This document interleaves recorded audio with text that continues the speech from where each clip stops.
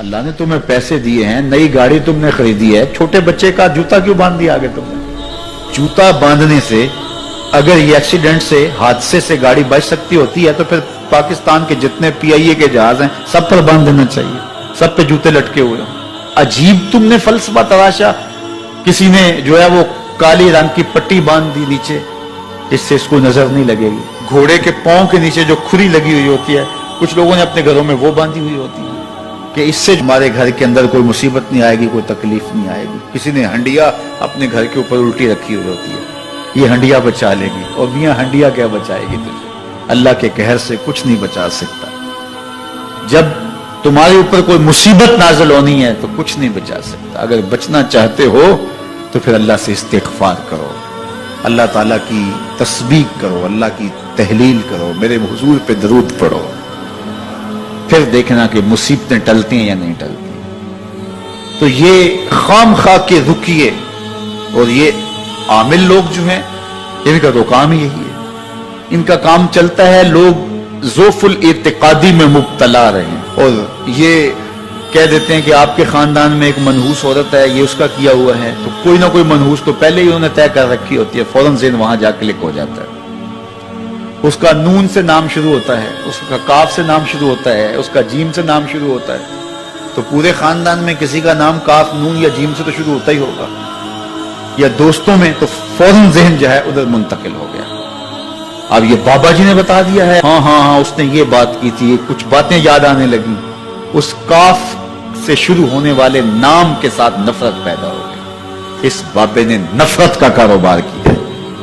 اس نے تو 100 روپے 200 روپے لے لیے, لیکن دو انسانوں کے اندر نفرت ڈال دی. اس کا گریبان کل قیامت کے دن پکڑا جائے گا. ان ملنگوں کے پاس, ان ذوف الاعتقادی کو پھیلانے والوں کے پاس کبھی نہ جاؤ. تمہیں مصیبت پڑی ہے, تمہیں لگ رہا ہے کہ شاید میرے اوپر جادو ہے, تو پڑھو نا سورہ بقرہ, جادو جڑ سے اکھڑ جائے گا. 40 دن اپنے گھر میں سورہ بقرہ پڑھو, برکت ہوگی. کہتے ہیں مولوی صاحب 40 دن تو نہیں پڑھی جا سکتی, 2.5 پارے, ہمیں کوئی تعویذ ہی کرتے ہیں. ہم شارٹ کٹ چاہتے ہیں نا, روزانہ صبح 2.5 پارے سورہ بقرہ پڑھے, یہ تو ہم سے نہیں پڑھی جائے گی. تو آپ کوئی تعویذ ہی لکھتے ہیں.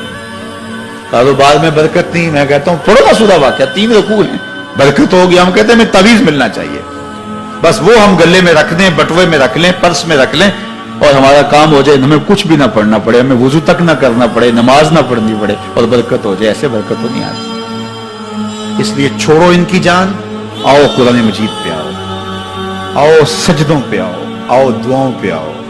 سحری کے وقت اس کی رحمتیں آواز دے رہی ہوتی ہیں, حل من مسترزقن, ہے کوئی رزق مانگنے والا, اور تم اس وقت سوئے ہوئے ہو, سارے دن ٹھوکریں کھاتے ہو.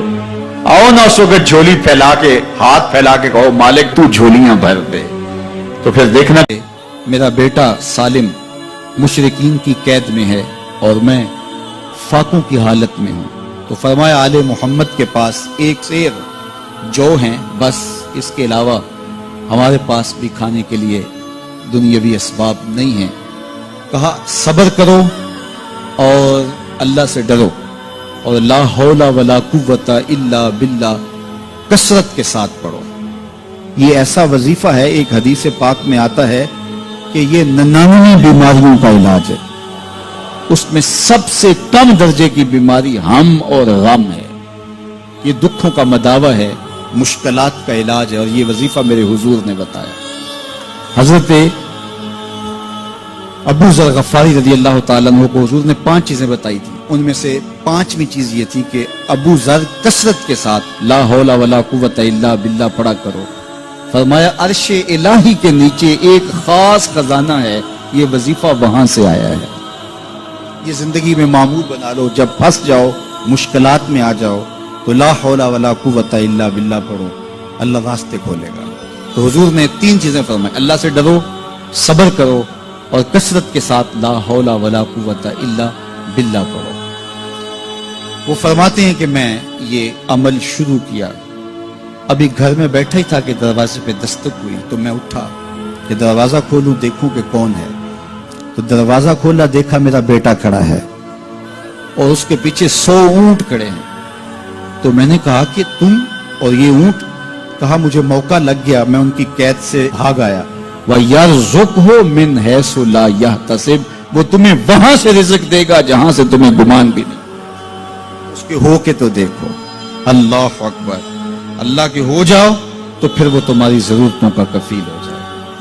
فرمایا حضرت عبداللہ ابن مسعود رضی اللہ تعالیٰ عنہ نے کہ کسی شخص کو فقر و فاقہ آ جائے تو وہ لوگوں کو بتائے کہ میں آج کل بڑے مشکل حالات میں ہوں، ہر وقت لوگوں کو بتاتا رہے تو اس کی مشکل بڑھے گی، اس کی مشکلیں آسان نہیں ہوں گی اس طرح۔ اور اگر وہ اپنی اس مشکل کو کسی سے شیئر نہ کرے بلکہ مصلی بچھا کے اپنے رب سے کہے کہ مالک فقر و فاقہ آ گیا ہے اور اس کا علاج تیرے پاس ہے، اس مرض کا مداوع تیرے پاس ہے۔ تو حضرت عبداللہ ابن مسعود فرماتے ہیں کہ رسول کریم نے فرمایا جلد یا بدیر اللہ اس کو مالا مال فرما دے گا۔ یہ بھی کبھی کر کے دیکھو، مشکل آ جائے، فاقہ آ جائے۔ اور قرآن مجید کا دل سورہ یاسین ہے، جس نے ایک مرتبہ سورہ یاسین کی تلاوت کی اللہ 10 مرتبہ قرآن پڑھنے کا ثواب عطا کرے۔ اور کتنا بڑا اجر ہے، آپ ایک سال میں بھی شاید 10 قرآن مجید نہ ختم کر سکے اور سورہ یاسین پڑھیں تو 10 مرتبہ قرآن مجید پڑھنے کا ثواب نصیب ہوگا۔ تو اپنی صبح کا آغاز سورہ یاسین سے کیا کریں، نماز فجر کے بعد اشراق تک سورہ یاسین پڑھ لیا کریں۔ سورہ یاسین اگر آپ پڑھ کے اپنے دن کا آغاز کرتے ہیں، آپ کا سارا دن خیر سے گزرے گا۔ اس دن اگر کاروبار کریں گے تو برکت ہوگی، اس دن بہت ساری بیماریوں سے، آفات و بلیات ارضیہ و سماویہ سے بچے رہیں گے، لوگوں کے شر سے، حادثات سے محفوظ رہیں گے۔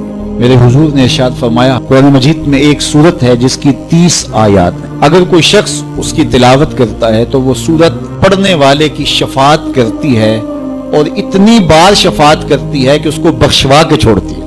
وہ سورت کون سی ہے؟ وَهِيَ تَبَارَكَ الَّذِي بِيَدِهِ الْمُلْكُ، یہ سورۃ الملک ہے، 30 آیتیں ہیں۔ جو شخص اس کی تلاوت کرے یہ اتنی بار سفارش اللہ کی بارگاہ میں کرتی ہے کہ اپنے پڑھنے والے کو بخشوا کے چھوڑتی ہے۔ تو اپنے دن کا آغاز سورہ یاسین سے کریں اور اپنی شب کا آغاز سورہ ملک سے کریں۔ سونے سے پہلے سورہ ملک کی تلاوت ضرور کر لیں، انشاءاللہ اس سے رات برکت سے گزرے گی۔ جس نے ایک دن میں 100 مرتبہ سبحان اللہ و بحمدہ پڑھا، کتنی مرتبہ؟ 100 مرتبہ کیا پڑھا؟ سبحان اللہ و بحمدہ، فرمایا کہ اس کے گناہ سمندر کی جھاگ کے برابر بھی ہوں تو اللہ معاف فرما دے گا۔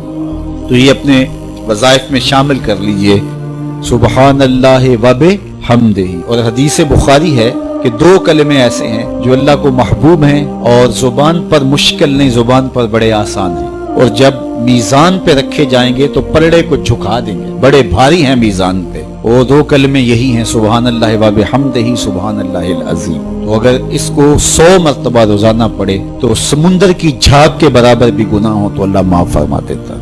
اللہ فرماتا ہے ما یفعل اللہ بعذابکم، وہ تمہیں عذاب دے کے کیا کرے گا؟